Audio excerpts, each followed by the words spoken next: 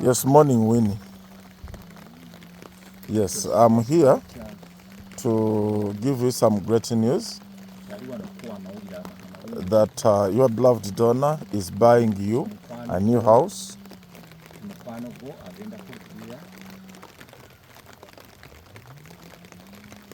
This plot, you're going to own it with your son.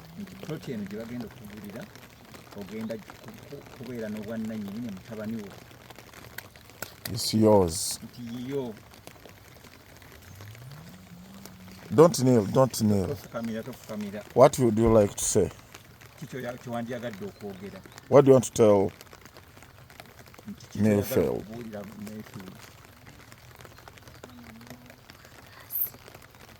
Sorry, say something.